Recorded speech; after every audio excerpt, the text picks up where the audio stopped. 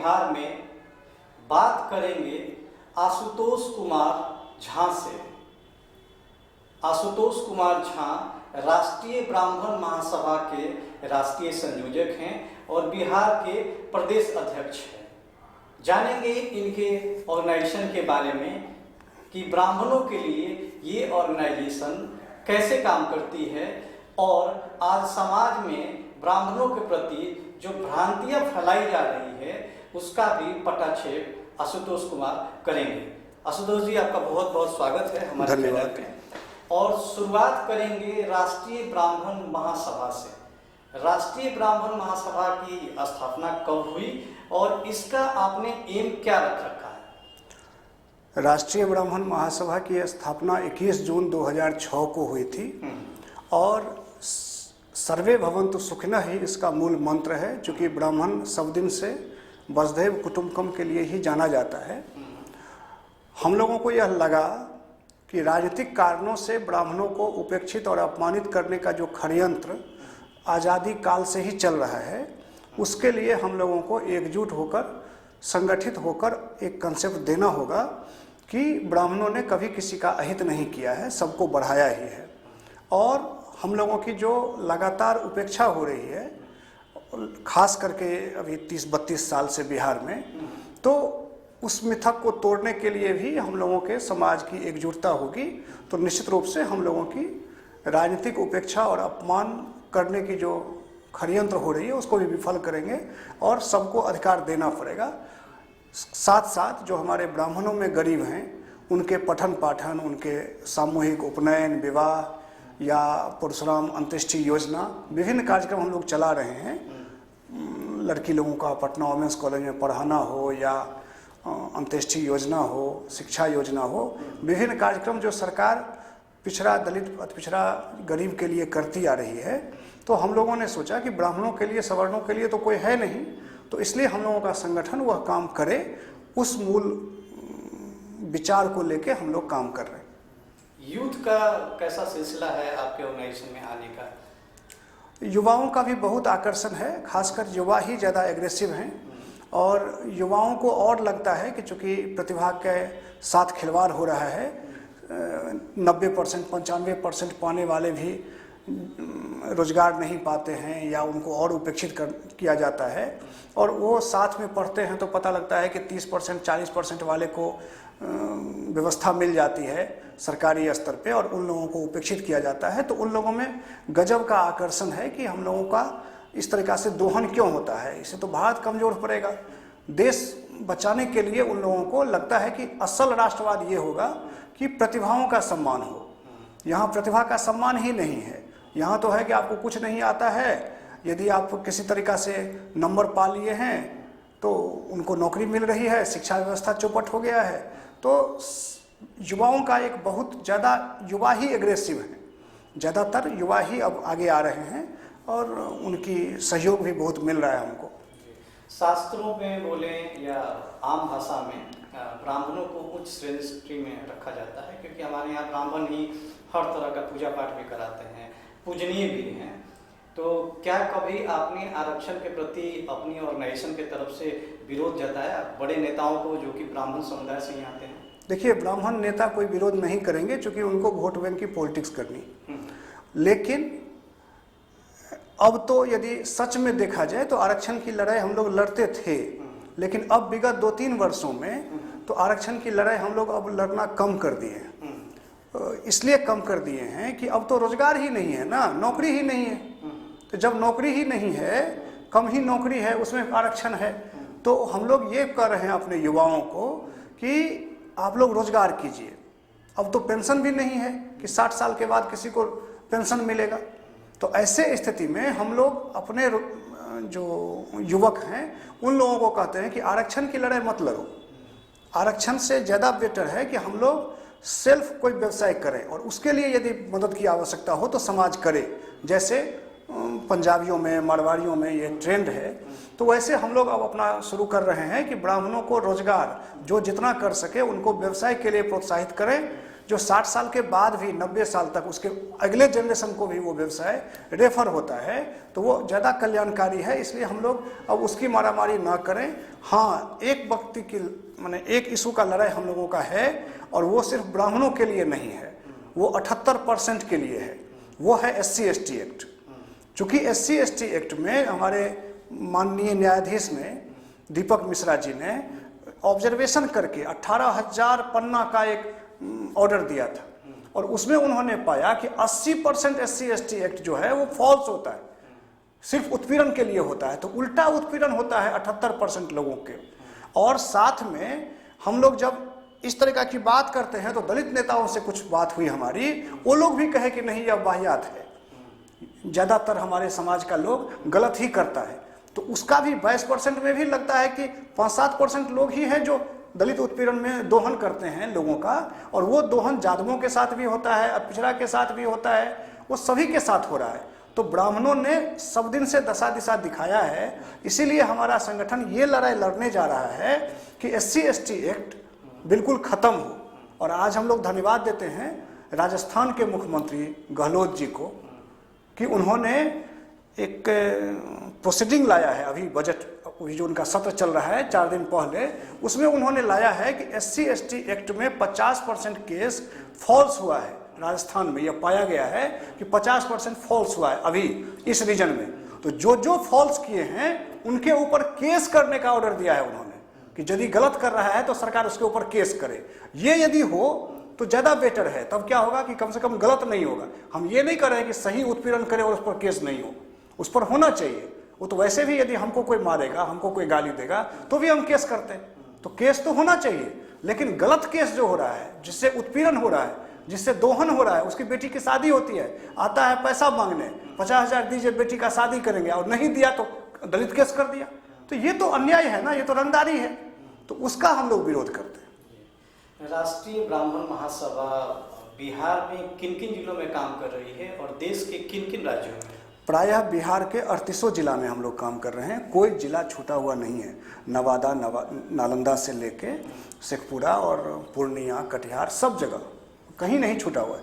38 जिला में हम लोगों का काम है, और वो प्रखंड स्तर तक चले गए हैं। अब हम लोग पंचायत स्तर पे जाने वाले हैं। अब हम लोग का जो 2-3 महीना में हम लोग हर एक पंचायत में कमेटी बना लेंगे, और पंचायत में जब हमारी कमेटी बन जाएगी 2-4 महीना के बाद, उसके बाद हम लोग सम्मेलनों का दौर चालू करेंगे। वो प्रक्रिया अभी हम लोगों के अधीन है। अभी तक हम लोग कोई बड़ा सम्मेलन माने जिला में तो हुआ है, सुपौल में 2018 में हुआ था, 12 में मधुबनी में हुआ था, तो उसमें 8-10 हज़ार लोग जुटते हैं। लेकिन जहाँ 4-5 लाख लोग जुटें, गांधी मैदान हम लोग भरें, वो अभी तक हम लोग नहीं किए हैं। वो जब हम लोगों का पूरा पंचायत बन जाएगा, और साथ में कुछ अलग अलग संगठन का भी निर्माण हो गया है। पहले तो सिर्फ राष्ट्रीय ब्राह्मण महासभा हम ही लोगों का संगठन पूरे बिहार में काम कर रहा था। उससे पहले प्रज्ञा समिति था, जो अब नहीं है, वो मैंने काम में नहीं है, कार्यरत नहीं है। तो उस हम लोगों का संगठन लार्जर स्केल पे काम कर रहा था, लेकिन कुछ न कुछ खंड खंड हुआ है। हम लोग उसको भी समेट रहे हैं कि नहीं भाई, सब लोग एक साथ आइए। किन किन राज्यों में फैले हुए हैं? उत्तर प्रदेश, झारखंड के साथ साथ 13 राज्यों में है, लेकिन मुख्य रूप से बिहार पूरी है। उत्तर प्रदेश में हम लोग तकरीबन 25 जिला के आसपास हैं, और झारखंड में 12-13 जिला में। ब्राह्मणों का बड़े बड़े लीडर हैं, दोबारा से प्रश्न डालना चाहूँगा आपके पास, तो क्या उनका कुछ सहयोग मिलता है आपको? नहीं के बराबर सहयोग यही नहीं सेंस हुआ कि सहयोग में वो आपको राशि से मदद करें? क्या आपने कोई फंक्शन रखा तो क्या आते हैं? नहीं, एक्चुअली क्या होता है कि 2 बातें हैं इसमें। एक तो फंक्शन में वो लोग आना भी नहीं चाहते हैं, और हम लोग संगठन के लोग उनको लाना भी नहीं चाहते। अच्छा। इसलिए कि जब वो हमारी मुद्दा को सदन में नहीं रख पाते हैं, तो फिर वो हमारे सम्मेलन में आके क्या करेंगे? वाहवाही लेंगे। जब SC/ST एक्ट हुआ तो किसी ने नोट नहीं दिया अगेंस्ट में, सब मेज थपथपाते हैं कि अच्छा हुआ। गलत कानून भी लग रहा है तो कहते हैं अच्छा हुआ। उनको तो विरोध करना चाहिए। ब्राह्मणों का तो काम है दशा दिशा दिखाना, स्वाभिमानी बनना। आप कब से केयर टेकर हो गए? तो ब्राह्मणों को केयर टेकर नहीं होना है, उसको देश बचाने के लिए आगे आना चाहिए। तो उनमें वो क्षमता नहीं विकसित हो रही है, और वो तब तक नहीं आएंगे जब तक उनको ये नहीं लगेगा कि ये एक मजबूत संगठन हो गया है। जब तक उनको जिस दिन उनको लग जाए कि नहीं ये 5 लाख लोगों के साथ गांधी मैदान में सम्मेलन कर सकता है यह संगठन, देखिए सब लोग आएंगे, साथ आएंगे, जो कहेंगे वही करेंगे, फिर उसके बाद चेंज हो जाएंगे। तो वो क्या हुआ कि समय के हिसाब से, राजनीति के हिसाब से वो लोग अपनी विचारधारा बनाएंगे, तो उनका भी स्वागत होगा। जब बनाएंगे तब अच्छी बात है। लेकिन हम लोग पहल कर रहे हैं, हम किसी भी नेता के साथ हमारा माने दुराव नहीं है, किसी भी नेता का हम लोग विरोध नहीं करते, किसी भी नेता का अपमान नहीं करते हैं। और यदि किसी ब्राह्मण नेताओं का अपमान होता है, जैसे अश्विनी चौबे को मंच से निकाल दिया गया था अमित शाह में, तो हम लोग पुतला दहन कर दिए थे।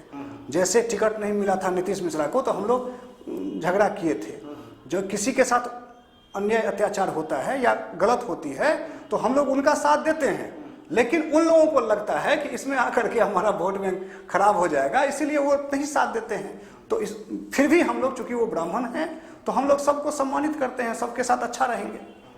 अमूमन यह देखा गया है कि जितनी भी ऑर्गेनाइजेशन होती हैं, अंततः जाकर उसका राजनीतिकरण हो जाता है या उनका एक विंग राष्ट्रीय राजनीति में आ गया है। इसका कुछ प्लान है आपका?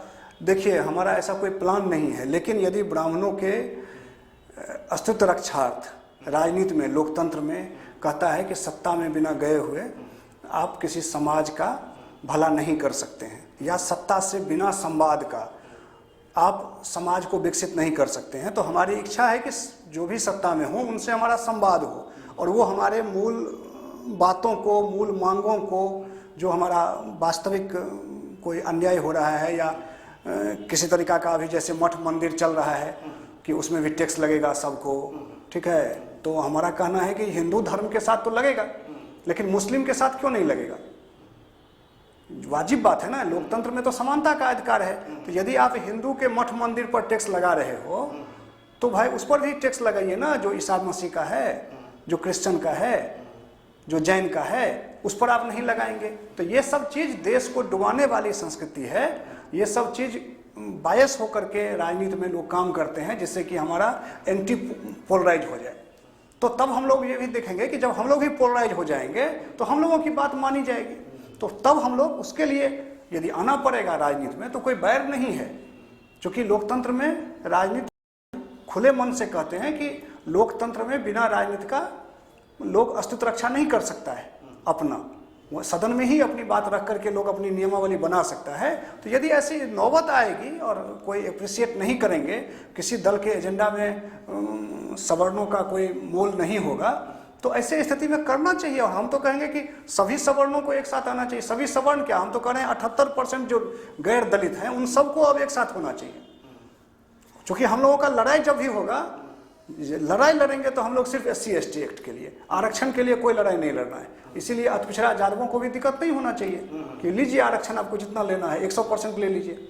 लेकिन जो उत्पीड़न हो रहा है, जो अन्याय हो रहा है, अत्याचार हो रहा है, तो ब्राह्मणों का सबसे बड़ा जो हम कहते हैं संस्कृति है, ब्राह्मण तो जाति है ही नहीं, संस्कार है, वर्ण व्यवस्था के हिसाब से वो एक संस्कृति है, तो वो है कि अन्याय के प्रति बोलना। लोग कहते हैं कि भगवान परशुराम जी क्षत्रियों का संहार करते हैं, हम कहते हैं एकदम ये गलत बात है। उन्होंने क्षत्रियों को राम भगवान माना है, उन्होंने तो आशीर्वाद दिया है, उन्होंने तो भीष्म पितामह को अपना शिष्य बनाया है।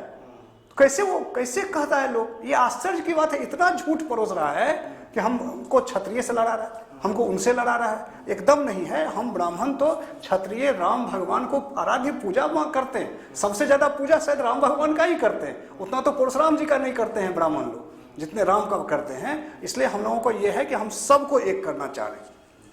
राष्ट्रीय ब्राह्मण जो महासभा है, ये अगर काम करते हुए अगर इसको ऐसा लगा कि मंदिर भी जितने भी हैं हिंदुस्तान के, उनमें से बहुत सारे मंदिरों में अगर दलित ब्राह्मण हो जाए, दलित पुजारी हो गए, तो क्या आपका मंच उसका विरोध करेगा या उनके समर्थन में रहेगा? देखिए, हमारा कहना ये है कि आज का जो परिस्थिति है उसमें आप किसको दलित कहेंगे और किसको ब्राह्मण कहेंगे, ये डिफाइन करना ही अपने आप में बहुत दुभर काम हो गया।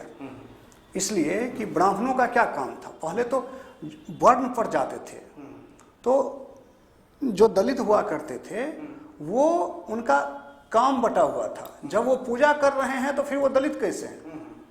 जब वो पुजारी हो गए, संस्कृत के ज्ञाता हो गए, तो उन्होंने दलित का काम छोड़ दिया। और जो ब्राह्मण बिजनेस करने लगे वो ब्राह्मण वैश्य हो गए। ठीक है, तो सबसे पहला तो ये बहुत कंट्राडिक्टरी बात है। तो इसीलिए हम कहते हैं कि जब हम वेदव्यास को मानते हैं, जब हम वाल्मीकि को मानते हैं, जब हम तुलसीदास कबीरदास को मानते हैं, तो ब्राह्मण कब से ऐसा हो गया जिस पर ये क्वेश्चन उठ रहा है कि ब्राह्मण आइसोलेट करके चलता है, वो भेदभाव करता है। ब्राह्मणों ने तो कभी भेदभाव किया ही नहीं। ये तो राजनीतिक कारणों से अपने अपने स्वार्थ में सब लोग वास्तविक चीज़ों को आइसोलेट कर दिए। यही हमारा कहना है कि राष्ट्रीय ब्राह्मण महासभा सर्वे भवन्तु सुखिनः और वसुधैव कुटुम्बकम के लिए काम करती है। हाँ, निश्चित रूप से हमारे साथ भी अन्याय होगा, अत्याचार होगा तो हम बर्दाश्त नहीं करेंगे। लेकिन कोई डेवलप कर रहा है, कोई अच्छा बन रहा है, हमको इसमें और खुश होना चाहिए कि उसका भी विकास हो। हम तो सबके विकास के लिए सब दिन जाने जाते हैं। ब्राह्मण जब पुजारी होकर के जाते हैं किसी दलित के पास, तो उनको क्या कहते हैं कि आपका कल्याण हो कि आपका अकल्याण हो? वो बोलते क्या है? सर्वे भवन्तु सुखिनः, सर्वे सन्तु निरामयाः, सर्वे, किसी को दुख नहीं हो। यही ना कहते हैं कि आपको कोई दुख नहीं हो, आप जिससे खुश हो वो करें। तो हम लोग तो वही पूजे कराते रहे, तो हम कैसे कहेंगे कि उनका विनाश हो? हम तो सबके विकास के लिए सोच रहे हैं और करते रहे हैं हम लोग वैसा। वास्तव में ब्राह्मणों के प्रति जो अवधारणा बना दी गई है वो अभी राजनीतिक दलों ने बनाया, और इससे पहले गुलामी के समय में ब्रिटिश काल में जाति खंड खंड करके हजारों जाति बना दिया। ये सब देश को तोड़ने की साजिश है, राजनीति है, और ये बहुत दिनों तक कंटिन्यू नहीं होना चाहिए। लेकिन देखा यह जा रहा है कि वो और बढ़ता जा रहा है और वो चरम पे जा रहा है। माने जिसको बिल्कुल बंद हो जाना चाहिए या कम हो जाना चाहिए वो और अति हो रहा है। जातीय जनगणना कीजिए, जाति के हिसाब से न्याय दीजिए। अब जिसका ज़्यादा जाति है वो अन्याय करे तो अच्छा।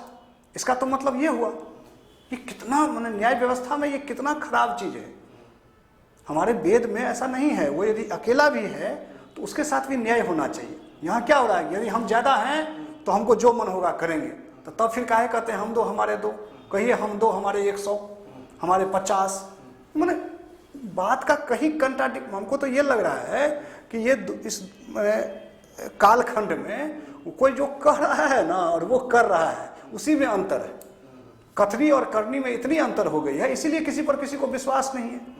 तो हमारा ये कहना है कि निश्चित रूप से हमारा राष्ट्रीय ब्राह्मण महासभा सदैव से भारत देश के लिए समर्पित है।